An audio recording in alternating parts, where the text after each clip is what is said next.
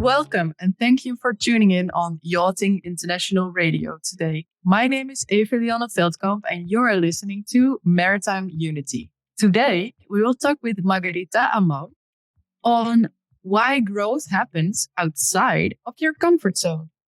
Thank you very much for joining today, Margarita. Hi, thank you for having me again. Yeah. And it was so nice to speak with you on the last episode on all these nice things. But before we start, can you please quickly introduce yourself to our audience?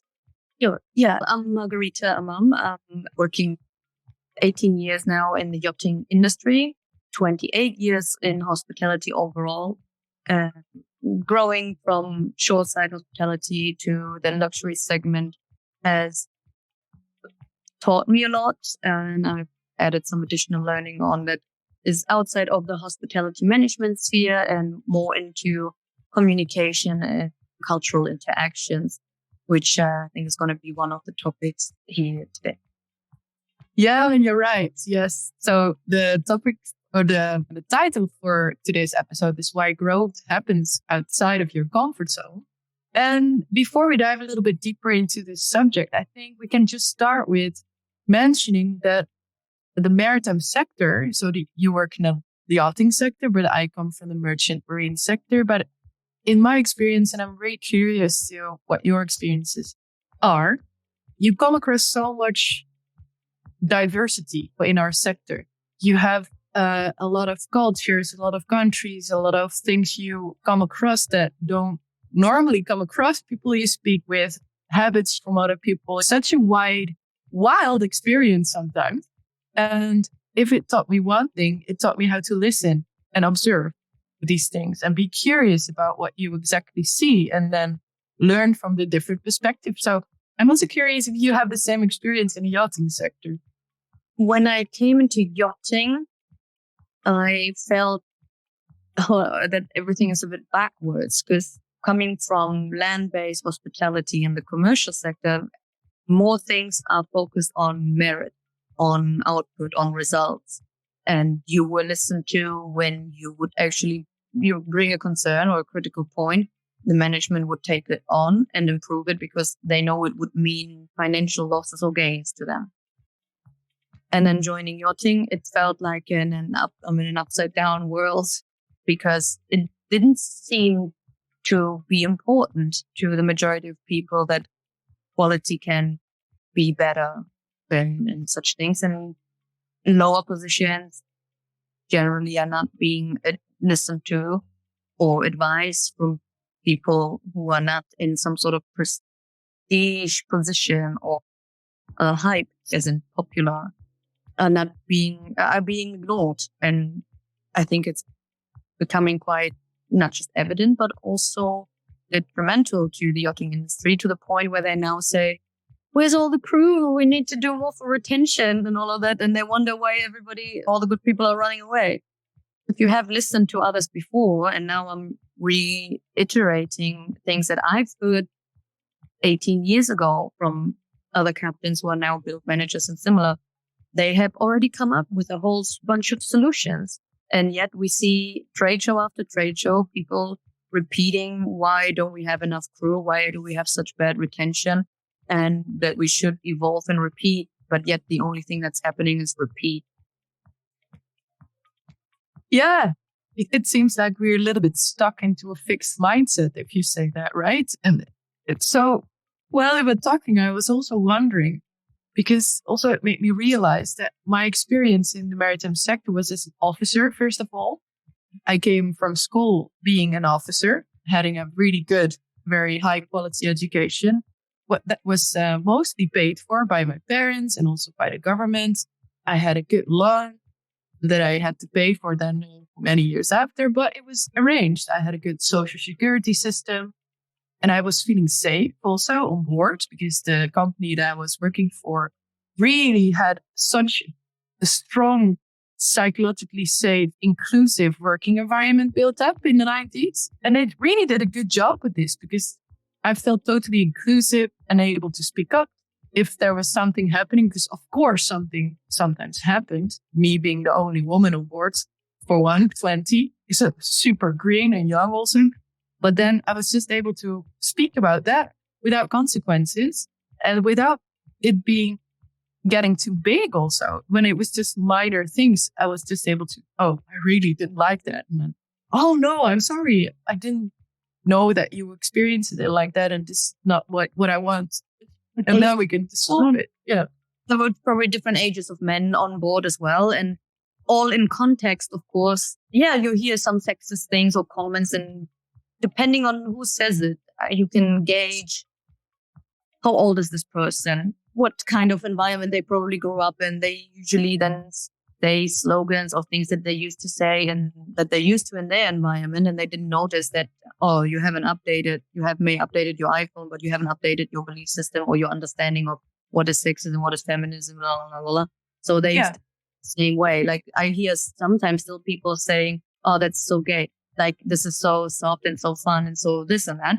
But they conflate it into, oh, that's gay. The word gay itself just means nothing else. This joyful thing. And then we used from the LGBT community and ended up there. I'm not 100% safe on the history, but it was a normal word, a nice word. Then it was used against the LGBTQ community as a negative word. And now it's more of a, oh, that's gay, as in it's light, but it's still derogative. And some people still use it because it was the language of the 90s and they haven't updated since then. For them, I'm not angry with any of them. I just feel like, okay, that's their last update. It's quite far behind. How can we help you update? Or does that person even have the capability or the reach that the way he interacts does affect someone negatively? So it's important to measure how intense someone wants to react towards someone. They necessarily don't need a heavy reaction. It's the ones who would repeatedly behave this way, really strongly take that stance of maybe toxic masculinity or the stance of toxic positivity that is repeated and throughout all their actions, may it be interaction with human beings, their colleagues, or on stage or trade shows. That where it requires maybe a stronger or a more intense reaction to counterweigh that. But yeah, I imagine as an only woman, young woman on board, that you've come across some comments that you would consider outdated. Yeah, and what I was really trying to point out in respect of getting outside of your comfort zone is that I also realized that I was pretty privileged already. Like I was in my comfort zone, being amongst my own nationality, with the same education, being an officer. And sometimes I can notice it because when I was working with, for example, the Indonesian ratings or the Filipino ratings, they look at you in a different way. But this not necessarily as a woman or something, but as somebody who is different than you and also treat you different. And that was also an eye-opener for me, and also really learned also some capabilities of listening to each other, because I think that's so interesting to talk about, because I think what we are trying to point out is that you have so much ability to grow if you are allowing yourself to, first of all, be aware of what you're doing. Because I think what you just pointed out was the total lack of awareness that some people have into their hurtful comments or into the convictions they have about themselves or about how the world should look or how someone else should look.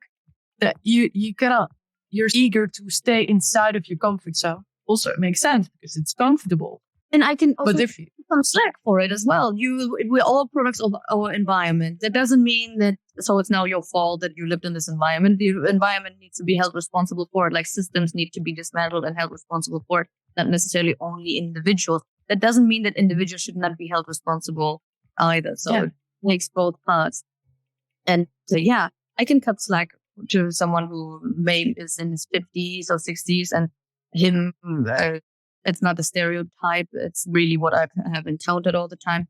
So if a white middle-aged man says certain things about race and gender, I know where he's coming from, and I know I need to apply different tools up to a certain point, because you can't be tiptoeing around dictator like that, or a child that throws everything out of the pram, misbehaving and being damaging towards the cause or others. This kind of misbehavior or bad behavior shouldn't be accepted. There's a limit to what can be acceptable and what not.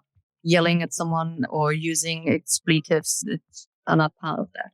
Or making someone feel unsafe and threatening person is not part of that. And that's neat. That is something that we all also responsible for when you see it, to then call it up.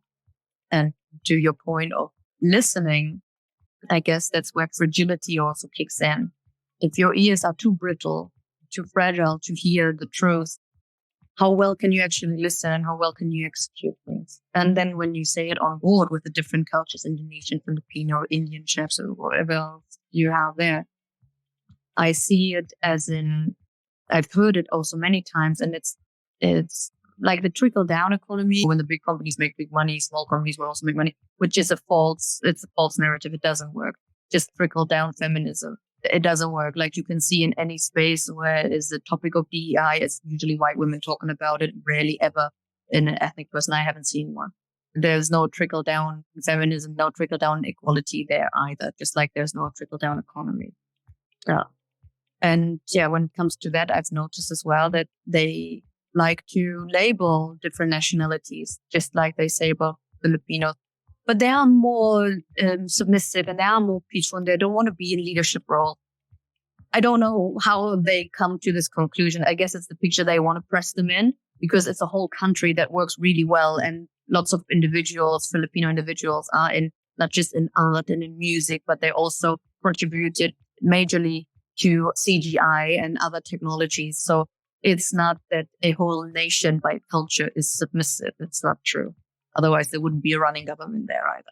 So it's what fits into their narrative to keep them small and to keep them in the lower position. And you see this not just by them not listening to them. They also speak for them without having spoken with them before.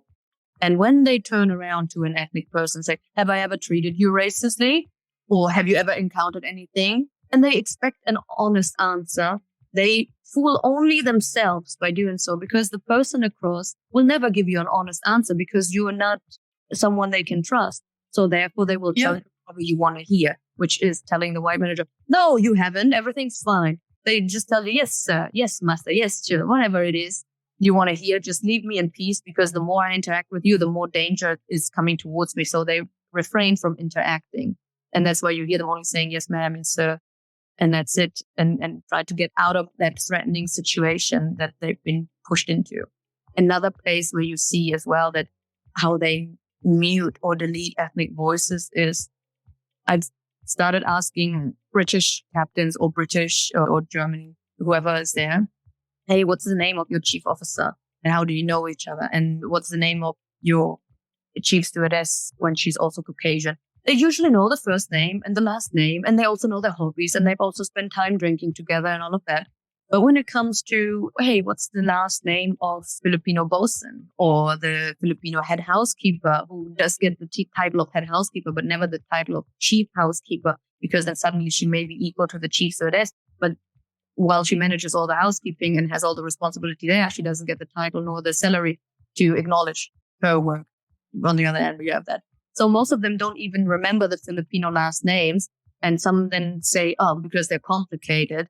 But they're not complicated because most names are Spanish because of the history of the Spanish Inquisition and what happened to the Philippines there. So it is actually a matter of bias and racism that is so ingrained that people don't notice that they do in it. They don't notice it.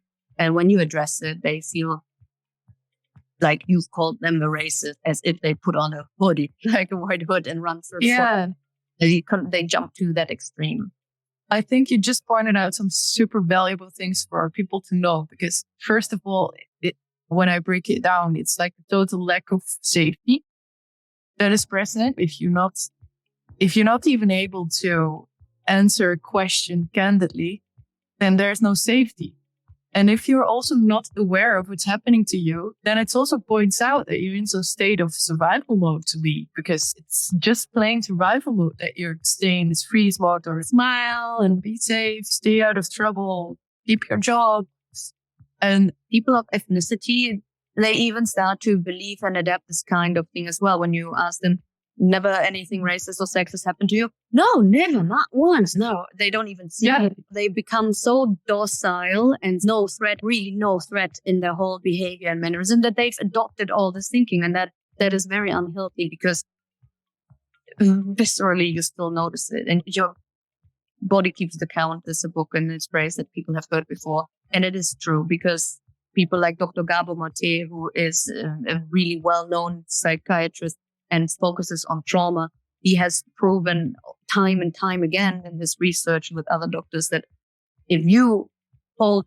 trauma and you don't digest it, you don't face it, you get physically sick. Autoimmune diseases, cancer, really. And you do this over time. It's not just the one time you work on this yacht and then the one time you worked on the other yacht and then you had 6 months break, you went back to your family and then you went working again. Guess what? This now suddenly concludes a period of 10 or 20 years. And then you're surprised in the end that you got cancer even though you never smoked. Yeah, it's a good. And they do this to you, and we shouldn't be doing this to each other. No, yeah, definitely. And I think the book you mentioned is from Bessel van de Kolk, The Body Keeps Score. And also Gabor Mate is really recommendable to dive into and read his books and everything he has to share. And also on this podcast show, we talked with Anna Walker about the nervous system and the impact that trauma has on your body, and also what you can do the other way around to heal each other and yourself, to co-regulate, to regulate your emotions and your nervous system. And I think it's so good to dive a little bit deeper into all these things together, because we really have a chance to make it, to improve everything together. And on the lessons that you've learned, for example, I've learned so much on Headspace about meditation and different Buddhist views, which tie in with the philosophy that we've learned. And I'm real Greek, so we also did a lot of homeschooling on that part. And later in life, I'm still rereading the daily Stoics and all that. It really teaches you good methods, but somehow people tend to use it only in that bubble. So when they, like anyone who has a dog and you go to the dog training in that park, in that enclosure, dogs work perfectly fine. Once you leave that place, they all run wild because they've only learned it in that space. They've never applied it in any other space. So it only functions in that corner. Now, this is not what learning is supposed to be. You're supposed to be able to not just read, but understand the words and read between the lines, which means you'll be able to adapt a solution elsewhere and develop it into another, in another area. That's the whole point. But I don't see people doing this. They love to do meditation and yoga and go to Bali and all of these things, which have a slightly taste of cultural appropriation and exploitation in it. When you only do this, you only take what's good, but you don't look at the areas that might be more critical, and you could pay authentic respect and to the culture and not just take.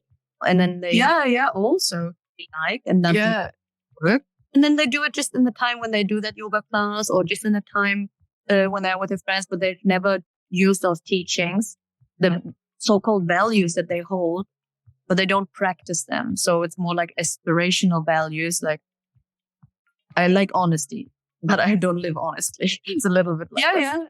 It's like a spiritual bypass.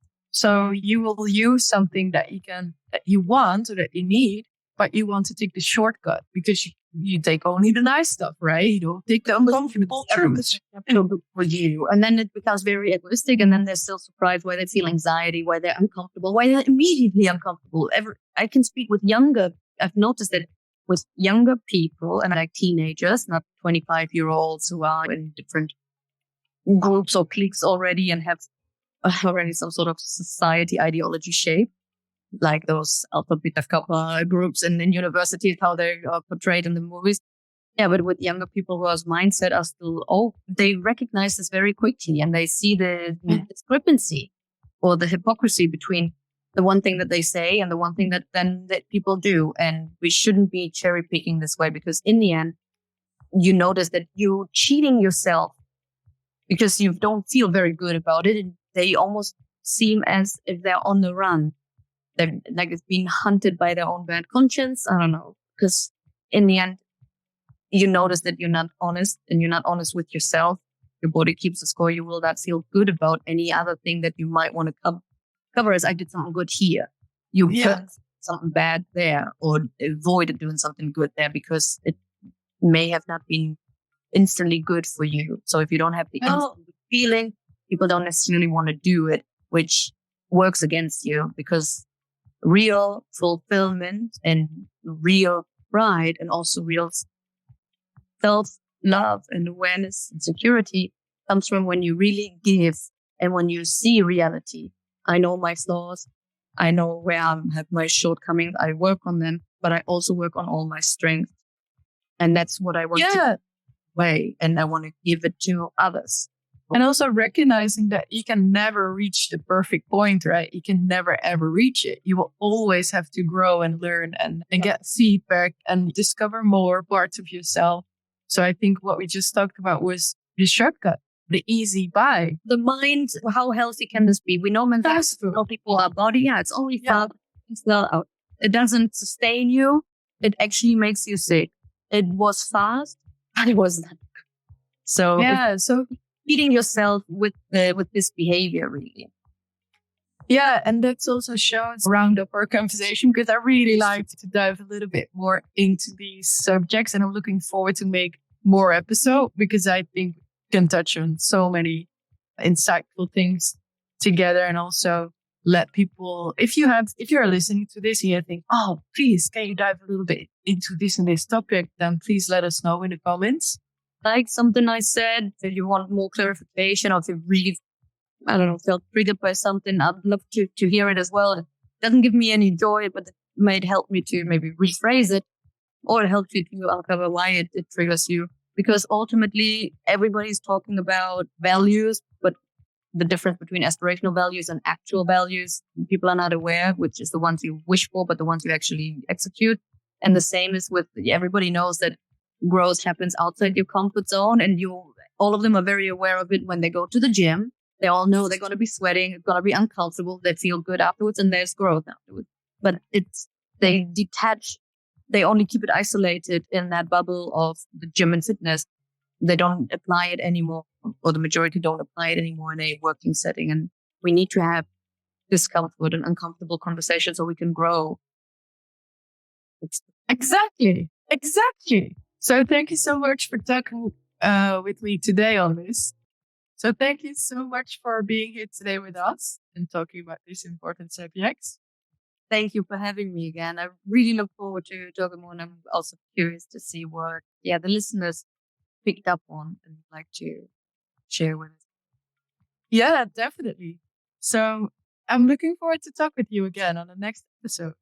Thank you so much to our listeners. You've been listening to Maritime Unity with Eva and Margarita on Yachting International Radio. So please tune in next time.